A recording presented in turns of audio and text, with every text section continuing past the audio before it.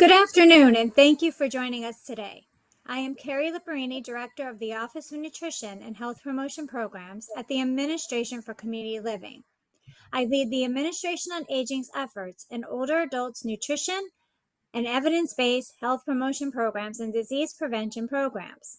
As part of that work, my office oversees fall prevention efforts, including grants and implementation of evidence-based falls prevention programs in communities.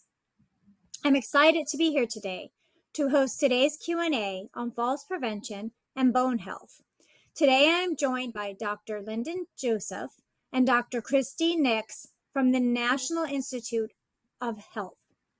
Lyndon is a program officer at NIH and National Institute on Aging. He is an exercise physiologist and oversees a research portfolio focused on physical activity in older adults, frailty, falls, and fractures.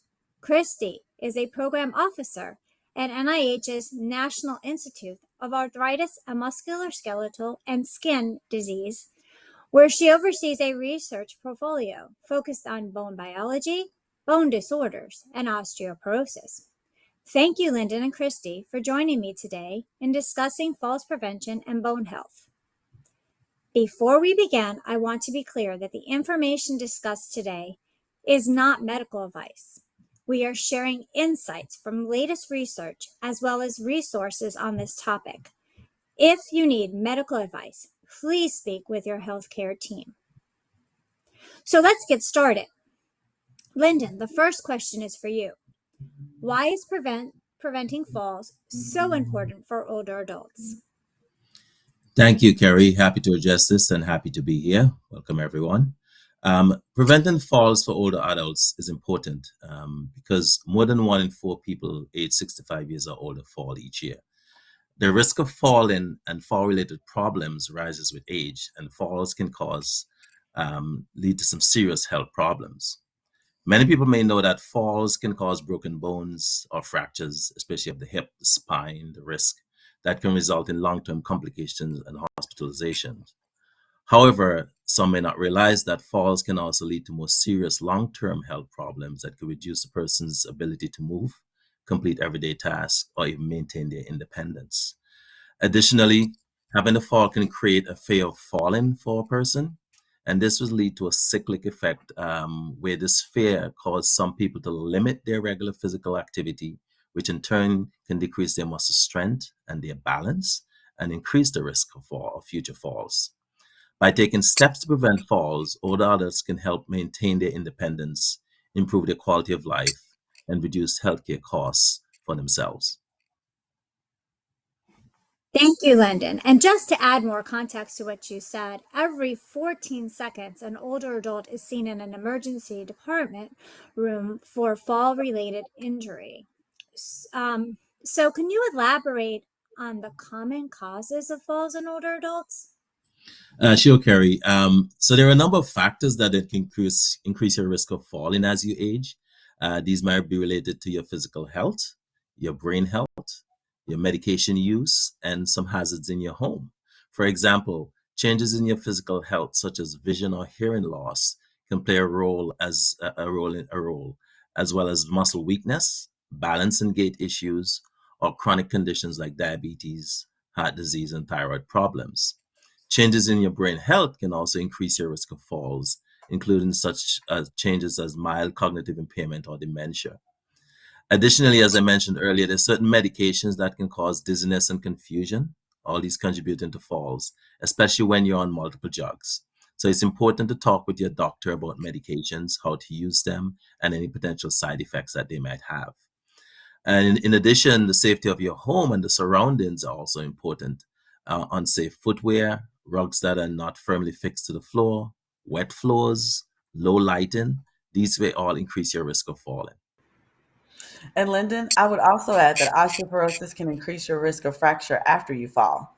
Many older adults may be familiar with osteoporosis, which is a disease that weakens bones, making them more fragile and more likely to break. When people think about osteoporosis, it is often as a silent disease because you may not know that you have it until a fracture happens. There are no obvious symptoms, but you are still losing bone.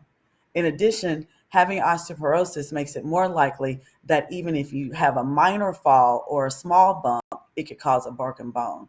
If you have osteoporosis, things like a well balanced diet, regular exercise, working with your doctor to determine the right treatment, as well as avoiding activities that increase your risk of falling, like those that Lyndon just talked about, can help you stay fall free, prevent fractures, and maintain your independence.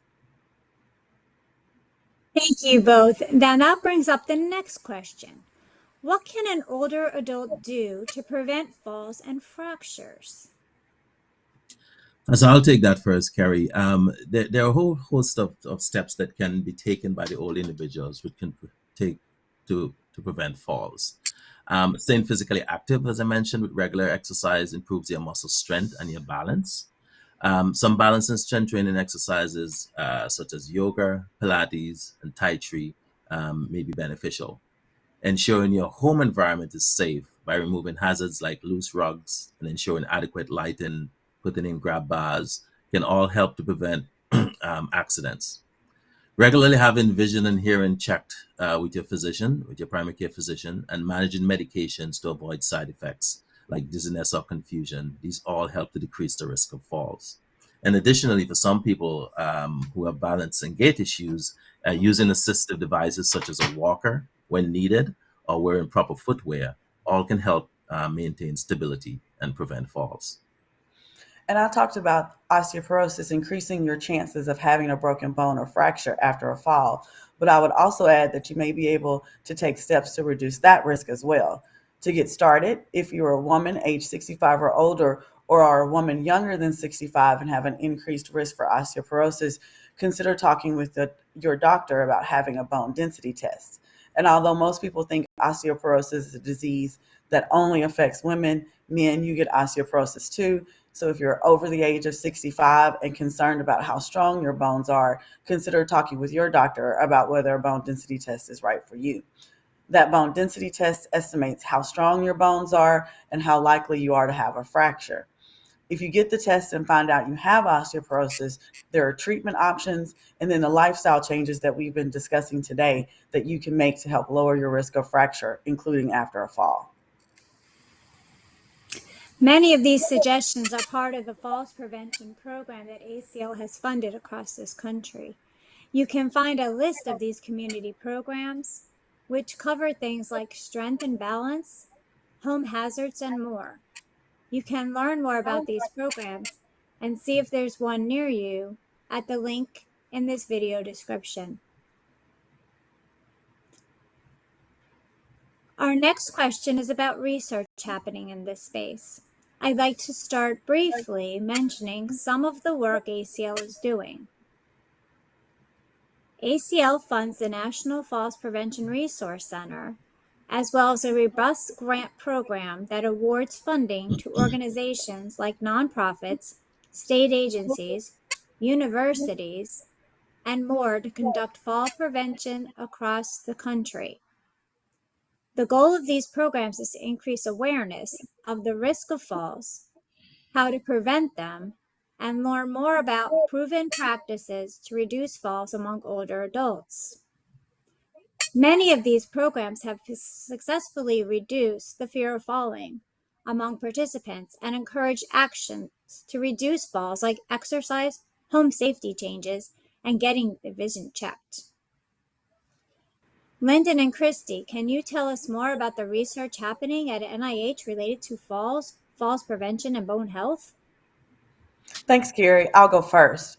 While NIA oversees most of the research related to falls and falls prevention, NIAMS leads the federal research effort on osteoporosis and other bone diseases.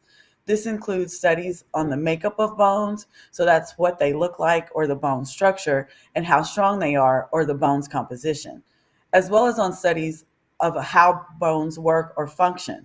This is to help us understand bone loss, develop new osteoporosis treatments, among other things. Researchers also study if differences in bone density in people, where it might be easier for some people to break a bone more than others, is caused by molecular differences or difference in a person's genes. These studies may lead to new ways to prevent bone loss and fractures. Both NIMS and NIA have supported major studies of osteoporosis and osteoporotic fractures in both men and women. A long-term study that started in 1996 of more than 10,000 postmenopausal women has provided the foundation for developing ways to identify much earlier, in fact, decades earlier, people who are at greater risk for osteoporosis and fractures. What's so impactful about this study is that these people can be identified before they even have a fracture. This has greatly helped us with preventing osteoporosis in the population. And in a study with 6,000 men aged 65 years or older, they have identified significant risk factors for osteoporosis, falls, and fractures in men. NIMS and NIA also support the collection of data that can tell us how many people in our nation have osteoporosis. And this is in collaboration with the CDC. And this I can follow up here is that NIA and NIAMS work together to fund most of these studies that Christy just mentioned, but also NIA support a broad portfolio of research to identify risk factors for falls, and most importantly, develop and evaluate and implement interventions that reduces one risk. I mentioned earlier strength training exercises, Pilates, and yoga. We fund studies to determine how they reduce the risk of falls. NIA also supports some innovation studies funded by small businesses and entrepreneurs. And what we're doing is testing promising technology that can help us as researchers and clinicians to identify risks of falls and prevent falls in the older population. For example, NIA is supporting a project to develop sensors that detect floor vibrations from the fall. And these sensors can be especially valuable for hospitalized patients who are at high risk for falls.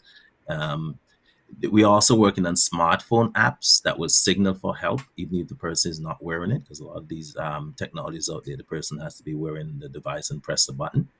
We're also developing detectors for changing in a person's walking gait. We think that if we identify these gait that immediately precede a fall, we will be able to detect these changes in gait, and through a combination of biofeedback signals, restore people's walking safely.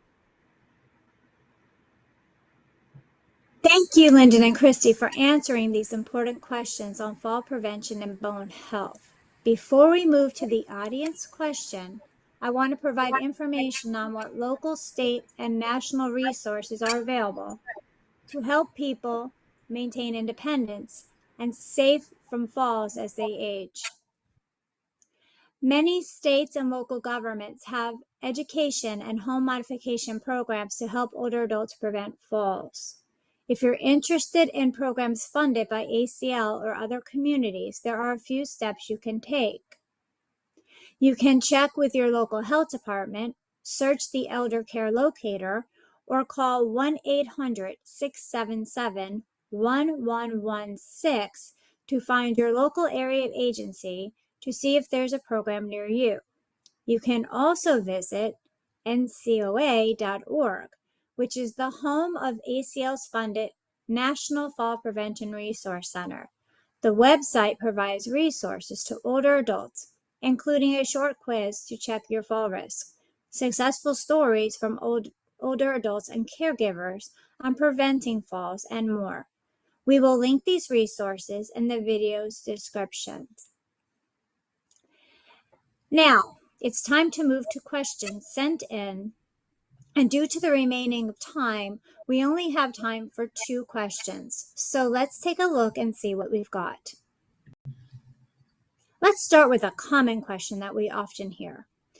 Are there any exercises that can lower my risk of more fractures? Yes, Carrie, I will take that one. Yes, there's specific exercises that can help to lower your risk of fractures by building strength and improving your balance.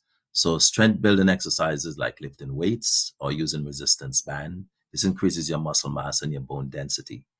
Earlier on, I mentioned balance training exercises such as Tai Chi, yoga, or Pilates. These can enhance your stability and your coordination, and these all help reduce your risk of falling.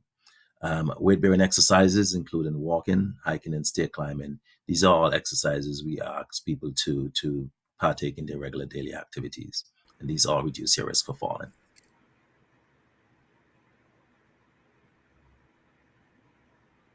Christy, the next question is for you. Are there any medications that can lower my risk of fractures if I have osteoporosis? Thanks, Carrie. That's a good question. And yes, there are several medications that can lower the risk of fractures for individuals with osteoporosis. There are those that help stop more bone loss and those that help build new bone. Your doctor will discuss the best option for you, taking in consideration your age, sex, general health, and the amount of bone you have lost. No matter which medications you take for osteoporosis, exercising and maintaining other aspects of a healthy lifestyle are important. Thank you, everyone who listened in and who asked questions. I do apologize if we weren't able to get to your question today. To learn more about osteoporosis, what you can do to keep your bones strong and healthy, visit bones.nih.gov.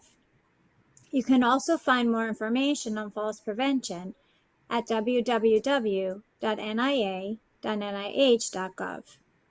And last but not least, to locate resources in your community, visit acl.gov. Thank you, everyone who joined us, and thank you, Lyndon and Christy, for joining me. Thanks for having us, Carrie. Thanks for having us. Bye.